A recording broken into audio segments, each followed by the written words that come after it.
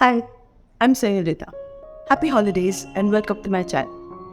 Today I'm going to make some sweet and savory Indian dishes to celebrate the holiday season. Almond Balls, Mawa Cupcakes, and Spicy Coriander Muffins. These are perfect for your New Year's Eve buffet or for brunch the next day.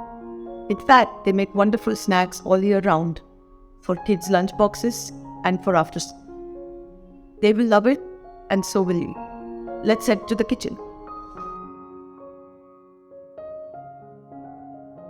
I'm going to start with the almond balls in two flavors, the original and chocolate. Both the preparations are very similar. I use Khova in the original version, but in the chocolate version I have used milk powder as an alternative to Khova. The beauty of these balls is that you can serve them as laddus on a ethnic Diwali platter and just as easily find them on the dessert table at a New Year's Eve party. Feel free to add rum and make almond rum balls. I'm going to start with the original ones. There are 4 main ingredients: almonds, khova, milk and sugar. The first order of business is to powder the almonds with sugar. The powder should be as fine as possible. Because we are using whole almonds, it will have a natural texture. But that's good, we want that. Heat the pan and then lower the heat when the pan gets hot. I'm going to roast the almond powder in a little bit of ghee. I'm using a stainless steel pan, but you can also use a non-stick. It will make it easier. Mix well. Use a stiff spatula. I've used this flexible one because it was less noisy, but it did cause me problems later on, as we will find out. Keep the heat low. The powder is quite delicate and burns easily. There's also sugar in it that can caramelize and burn. A little caramelization is good, but we don't want too much. There's a smell of roasted almonds all over, which means it's time to add the khova. It took about 3 minutes to roast the almond powder. Remember, the heat is very low. Just crumble the khova. It should be quite easy to do so. If your khova is a bit hard because it was in the fridge, then you can grate it instead of crumbling. If you cannot get khova, you can use milk powder. I will put the ingredient list for that in the description box. Break down the khova lumps and mix into the almond powder. I'm going to add some milk now, which will help this process.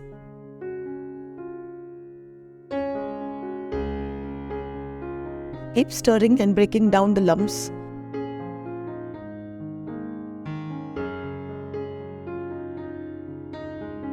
Until the mixture is homogeneous like this. Still on low heat. It took me about 1.5 minutes here. Now we have to reduce this mixture.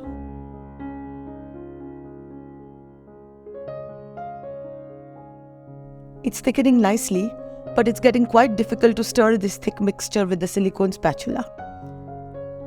Also, scraping off the stuck-on stuff is very hard. It's slowing me down considerably, so I'm going to switch to my stainless steel spatula.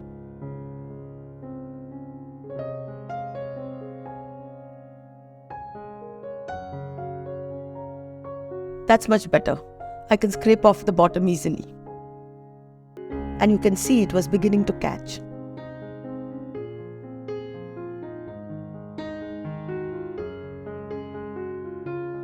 The mixture has been reducing on low to medium heat for about 4 minutes, and now I'm going to finish it off in the microwave. If you want, you can continue to do this on the stove, but I prefer the microwave. There's less effort required and it's less likely to burn. I've transferred the mixture to a microwave-safe dish. Here's what the mixture looks like before we get started. You can actually serve it as a halwa like this too. Okay, microwave, here we come. After 2.5 minutes, the mixture is drying up and getting quite chewy, which is what we want. You can see the grainy texture. Give it a good stir and back to the microwave for 2.5 more minutes. And that's it. It's all ready. You can see it's dry and it's forming a ball easily. It's going to be extremely hot right now, so I'm going to roll the balls later after I've done the chocolate version. The basic procedure for the chocolate balls is much the same, so I'm going to run through it and I'm just going to focus on the differences. The main difference here is the use of cocoa powder and therefore proportionately less almonds and therefore a slightly different texture. And I've used milk powder instead of Khova if you can't get good Khova where you are. But of course you can use Khova much like the first one. Since the milk powder is usually low fat, I need more ghee than the original version.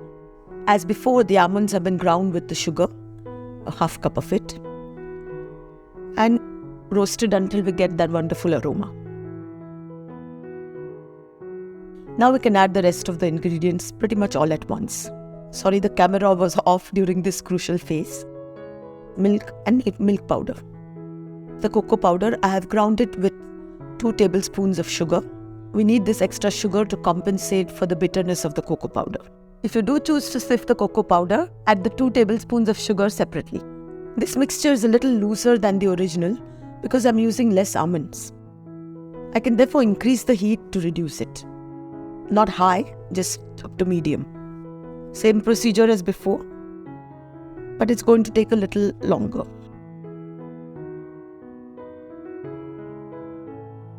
And I've lost patience and I've increased the heat to medium-high. Okay, that's enough. I've been stirring for 4.5 minutes and now I'm just going to go to the microwave. The texture is looser than the original one, so it means that we're going to need a little bit longer in the microwave. But I can therefore use higher power.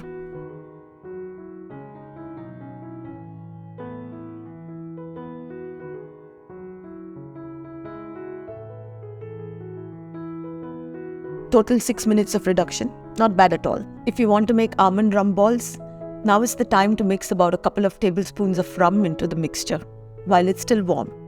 We have to let the mixture cool and then we'll roll the laddus. The procedure is simple as with any laddus. Make lumps first, about 1 to 1.25 inch in diameter. I have 14. And then roll them into smooth balls. I'm going to dredge them in icing sugar and then just place them in the liners. This is mainly for aesthetic reasons. They are quite a treat for the eyes even without dredging them in the sugar. Same with the chocolate balls, but I'm going to dredge them in cocoa.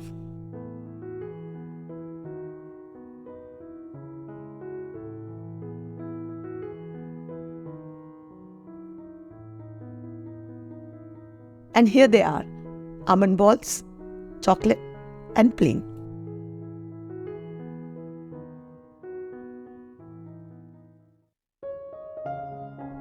Next, we'll switch to spicy coriander muffins. These are gluten-free, and if you replace the ghee with oil, vegan too. These unusual treats are inspired by the Maharashtrian snack food kothambir vadi, translated as coriander bars. Those are steamed and fried. I bake mine in muffin cups. They have the same wonderful spicy taste, but are much easier to prepare and serve. And you can customize them as you wish. I've used chickpea flour like the original, but you can use any other flour. You can replace the coriander with the spinach and add more garlic. The possibilities are endless. The first thing we need to do is dissolve the jaggery and the tamarind paste in hot water. If you do not have tamarind paste, you can just put pieces of tamarind in and later, when they have softened, extract the pulp and discard the fiber. Organic brown sugar is a good substitute for the jaggery. Set this aside for now and then we'll mix everything later. We do need lots of coriander or cilantro for this. It should be washed, drained and chopped. You can remove the coarse stems, but the tender stems can stay. We're going to fry the onions and coriander with garlic and ginger and some seasonings. Before we get started with that, preheat the oven to 180 degrees centigrade or 350 degrees Fahrenheit. I'm using ghee for frying.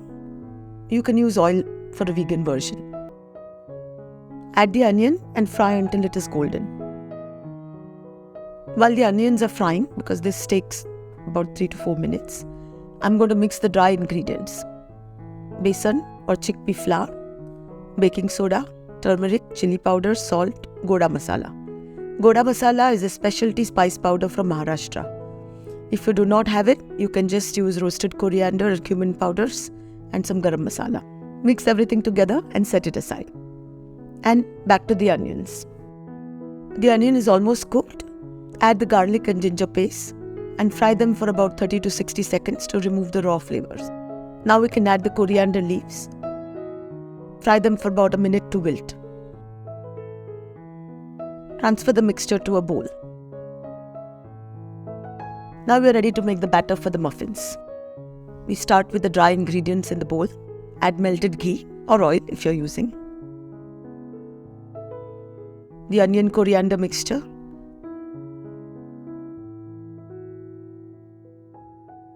And the tamarind jaggery water.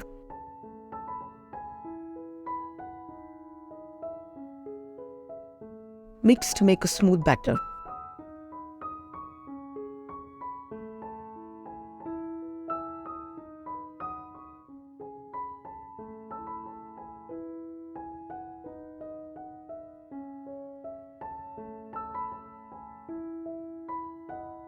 Pour the batter into a 12-cavity muffin or cupcake pan and bake at 180 degrees centigrade or 350 degrees Fahrenheit for about 20 minutes. Halfway through, this is an optional step, place a small drop of ghee on each muffin. While the muffins are baking, I'm going to make the accompanying chutney and the topping. I'm serving the coriander muffins with an onion and tamarind relish. It's very easy, but you do need to have the tamarind chutney. Mix the onion, green chilies, chopped coriander and the tamarind chutney. I have used my tamarind chutney concentrate. I do not have a video on this yet, but the recipe is in my book and the link for the book is in the description box. Add a little salt and roasted cumin powder for seasonings. If you are using the concentrate, the consistency will be a little thick now, but it will loosen after the onions release moisture. Next, the topping. This is again more a garnish than anything else. You do not need it for the flavor. Roast some besan in the ghee for about 30 to 60 seconds. I'm using the same kadai as I used to fry the onion mixture. No need to wash it.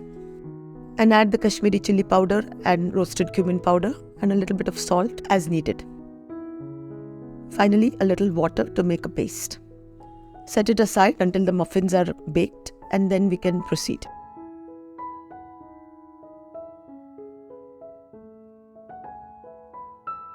I've also made a parchment paper cone for piping mixture onto the muffins.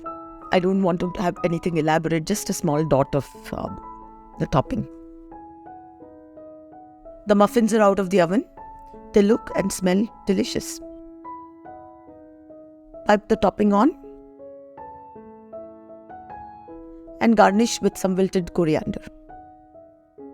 And here they are, ready to serve.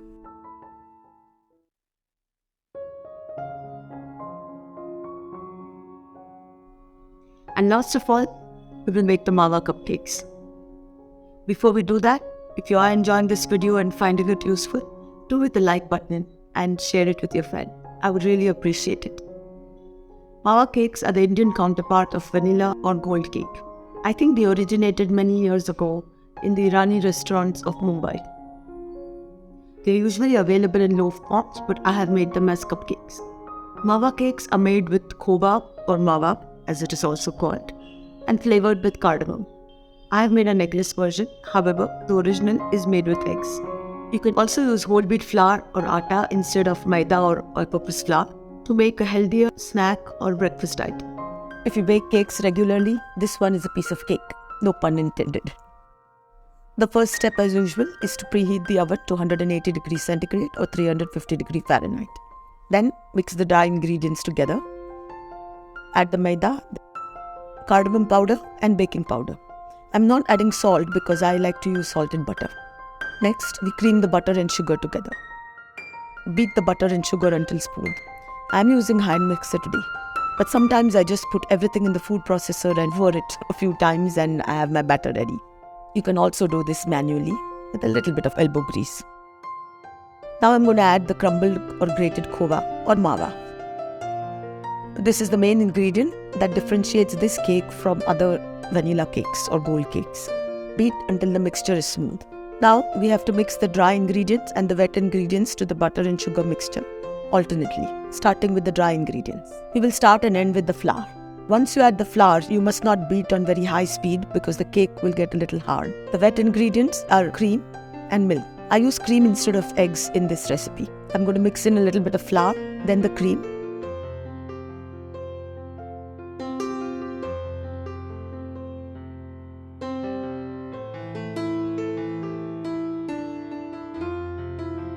And then the flour and the milk and so on.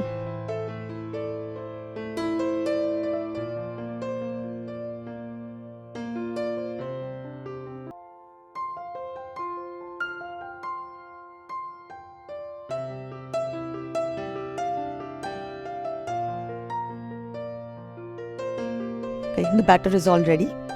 Just give it a quick stir and drop it into a lined 12 cavity muffin pan. My cupcake liners are quite big, so I will only get 10 cupcakes. If you have the regular size cupcake liners, then you will make 12 cupcakes. Bake in the preheated oven for about 20 minutes until a fork inserted in the center comes out clean. While the cupcakes are baking, I'm going to make a quick cashew topping for the cupcakes. Powder the cashews with the sugar. Heat some butter in a pan and toss in the cashew powder. I did this in 2 batches because my pan was a bit small, but you can do it all at once. Add the milk, bring to a boil and simmer until thick.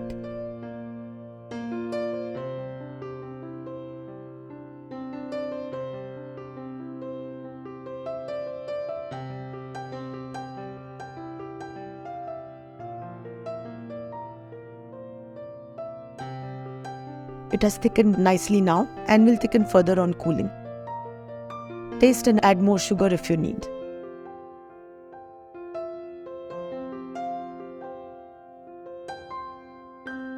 The cupcakes are out of the oven. They are quite fluffy and not at all rich and heavy. I'm going to use a parchment paper coat to pipe on the topping.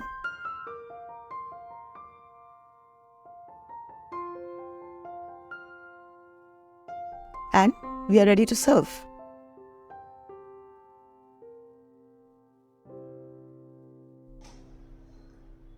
We're all done with our holiday treats. I hope you will try them out and let me know how they turn out. Next, you can watch my chivda video. It's another savory snack that is healthy and very simple to make and a far better alternative to potato chips. I'll see you next week. Happy New Year and thank you for watching.